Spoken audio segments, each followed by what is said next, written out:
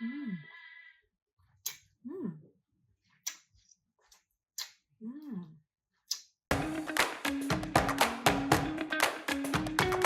Gusto mo ng chicken? No, busog na. Pak, pak. Hi mga Zainzong. Ako lang to. Huwag ka lang alalahan. So ayan, meron tayong naharbat sa ref na chicken leg meat. Ngayon, plano ko siyang i-oven. Lulutuan ko ang aking mga junakis na maldito at maldita, no? So ayan, kakagaling ko lang sa work. Huwag na kayo magtaka kung ganito yung suot ko kasi normal lang talaga itong mga Zainzong, no? Hindi ako nilalamig dito sa Amerika. Kulang pa ang lamig. Ganun, no? Mainit-init. Mainit pa. Charas! So anyway, mga Zainzong, bago natin yan gawin, pak, maglilinis muna si Zai. Ay, ang kilo ko pa. O, pak, hindi yan ganun talaga mga Zainzong. Hindi lang ako nakabunot. So anyway, pagka ganyan talaga maano siya. Pasensyahan nyo na yan. Charas! So ayan, mag-aano muna tayo, maghuhugas-hugas muna tayo ng ating kamay. Hugasan muna natin ito para meron tayong malagyan ng ating chicken leg meat. No yan? Ha? Hello sa inyong lahat. Kung saan man kayong sulok na mundo, daigdig o globe, ganun. Kung taga saan kayo for the shout out, syempre, for the eme, no? So, i-comment nyo lang sa baba kung taga saan kayo, kung taga Langog or taga Mawab, no? Ganun. Or taga Spain, charot! So, ayun, ganito pala ang atake niya, no? So akala ko kayo na maliit-liit siya, pero ganito pala ang atake, no? So, ayan, hindi ko alam kung anong luto ang pwede itong atakihin dito, no? Pero, mag-aano tayo. Gagawa-gawa tayo ng kung ano-ano pa mang mga atake. So, ayan, dito natin siya ilalagay. Mga ilang piraso kaya makasya dito, mga Zainzong. So, ayan. Saan na ba yung nahugasan? Nalibog na ko. Kung saan sa dalawa. So, hugasan na lang natin lahat. Mas maganda, mas malinis, ganun. So, anyway, mga Zainzong, mahirap talaga to lutuin, no? Kasi, di ba, boring siya, parang hindi siya mamasa-masa. Tapos, pag naluto siya, parang dry, ganun. Pero, meron akong nabasa kanina sa Google, no? Pero medyo iibahin lang natin ang atake. Anyway, mga Zainzong, muhigop sa taong ko, auntie.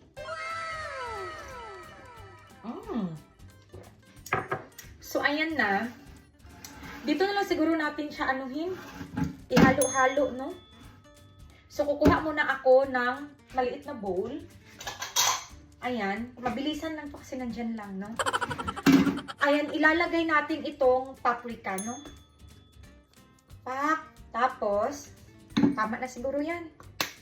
Banain na lang natin, no? Kung ano bang atake. Meron tayong oregano leaves. Garlic powder. Excuse me.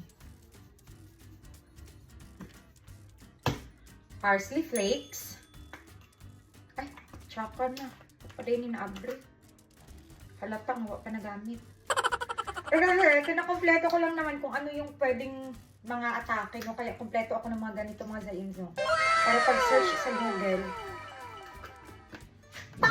Laging handa, ganun. Lagyan natin siya ng, buskag, raka ay mama. Sa badi ay. Black pepper, Oops. Syempre salt. Nun? Tama na enough. Tapos, imimix na natin siya, no? For the mixation, ang mga person. Dagdagan natin siya ng paprika kasi parang hindi lumalaban ang, ang clan ng paprika. So, kailangan ilaban natin siya para makita din ang kulay-kulay, ganun. So, ilalagay na natin ang ating chicken no? 4 na natin to. Lalagyan na natin siya, mga Zainzong. Ayan, mamaya na natin siya ihaplas-haplas. Gaganutin muna natin. Ayan, mamaya na natin siya ihaplas, no? Hahaplasin na natin siya, mga Zainzong. Ganitong haplas, no? Tapos, nanakawan natin dito sa ibabaw niya. Actually, mga tao, hindi talaga ako marunong magluto. Marunong akong kumain, pero hindi ako marunong magluto. Pero dahil nga, syempre, kapag kananay na, Ano pa ba? Kailangan matuto ka. Pagka naano na natin to siya sa oven, pag ma-brown-brown na, lagyan natin siya ng olive oil, banana ketchup, tsaka, tawag dito, yung maalat, patis! Para mag-ano lang tayo, no? Mag-imbento, no? Kung sa Marites pa, mahilig mag-imbento ng cheka, ganun. So, ayan na mga saging-zong. Mag-comment kayo sa baba para i-shoutout ko kayo. Ayan, kung may time tayo, dalasan natin ang ating pag-record ng ating salvation. Ganun. Mukhang mabango, mukhang masarap to. Tingnan na lang natin sa final. Ay, animal na. Wait lang, binasalo. So, ibibake na natin to siya ngayon. Ay, ibibake, i-oven. I should say. So, ayan, 400 Fahrenheit, no? 400 degrees Fahrenheit, ganun.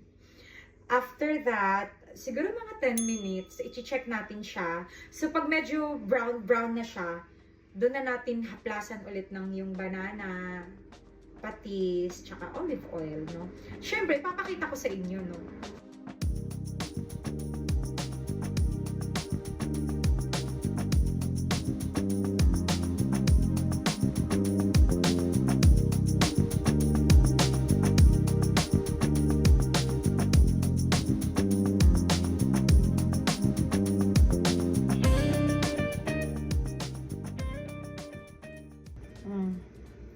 Alam mo, kasya kaya to. Sana. Alam mo kang alanganin. Mukhang alanganin ito mga saging-zong. Wait lang. Daw? Grabe na kay kaparat. Wait! Oh, no! Jesus! Wait lang, maghanap muna tayo ng mga ketchup dito sa mga take-out, Ay, patay. Walang mga ketchup. Wait lang. Ay, medyo. Bango.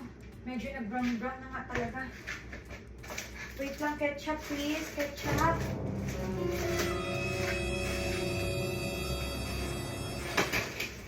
Ayun, may nakita tayong ketchup sa wakas, mga person. Ayan, nakahanap na tayo ng ketchup. Ayan, 1. Ketchup, pagkakita ka. Ayan, 2, 3. Ay, salamat, Lord. Buti na lang talaga, hindi ako nagtatapon-tapon ng mga ganito, no?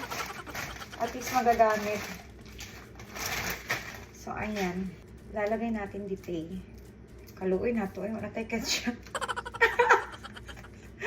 Buti na lang. So, kapag dili mahurot, sayangan mo ko ilabay. O, diba? Napakinabangan. Ganun. Basta ilagay nyo lang sa iisang lalagyan para at least emergency. Ayan. Meron makukuha. Ayan. Tama na siguro yan. Kunin na natin siya. I-check na natin siya para malagyan na natin ng ganito. So, eto na ang kanyang final outcome. Wait lang, kasi umuusok siya.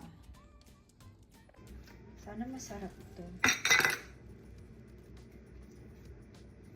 Para makain ng mga junakis.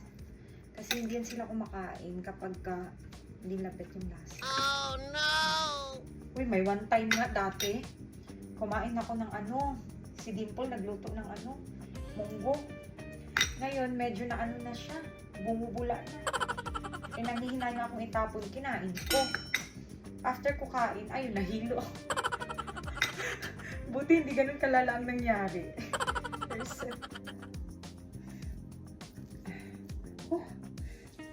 Init. Luto na siya.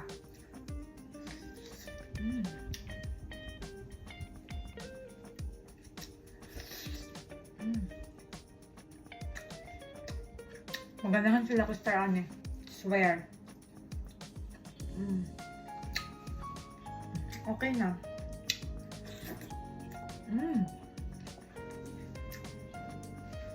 Lami.